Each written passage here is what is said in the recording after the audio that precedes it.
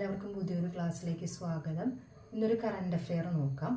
2025 ലോക അത്ലറ്റിക് ഫെഡറേഷന്റെ athlete of the year പുരസ്കാരം പ്രഖ്യാപിച്ചിട്ടുണ്ട്. അത് ലഭിച്ച വ്യക്തികളാണ് അർമാൻഡ് ഡൂപ്ലന്റിസ്, അടുത്തത് സിഡ്നി മെക്ലോക്ലിൻ ലെവ്റോൺ.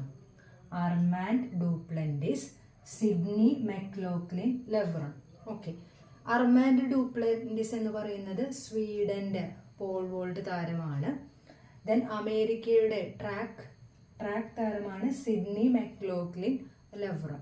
ഇനി ഇവരെ പറ്റിയിട്ട് കുറച്ചധിക വിവരങ്ങൾ നോക്കാം.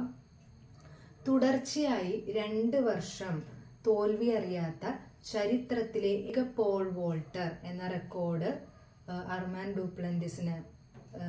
ഡൂപ്ലന്റിസിനാണ്.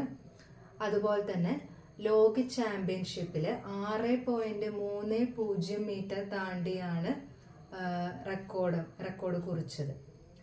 ഇനി സിഡ്നി മെക്ലോക്ലിൻ ലെവ്റോനെ പറ്റി നോക്കുകയാണെങ്കിൽ 2 ഇനങ്ങളാണ്. 400 മീറ്ററും 400 മീറ്റർ ഹഡിൽസുമാണ് അവരുടെ ഇനങ്ങൾ എന്ന് പറയുന്നത്. 2 ഇനങ്ങളിലും ലോക ചാമ്പ്യൻഷിപ്പ് നേടിയ ഏക വനിതാ താരമാണ്. 2020-24 ഒളിമ്പിക്സിൽ 400 മീറ്ററിലും 400 മീറ്റർ ഹഡിൽസിലും സ്വർണം സ്വന്തമാക്കിയിട്ടുണ്ട്. ഇനി ലോക ചാമ്പ്യൻഷിപ്പ് അതിനെ കുറിച്ചിട്ടൊന്ന് നോക്കാം.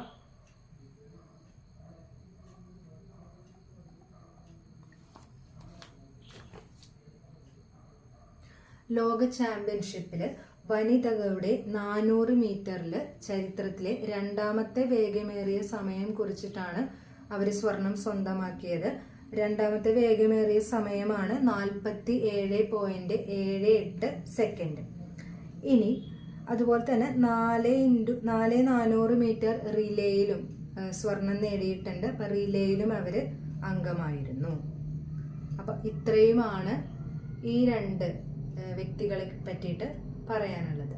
Thank you.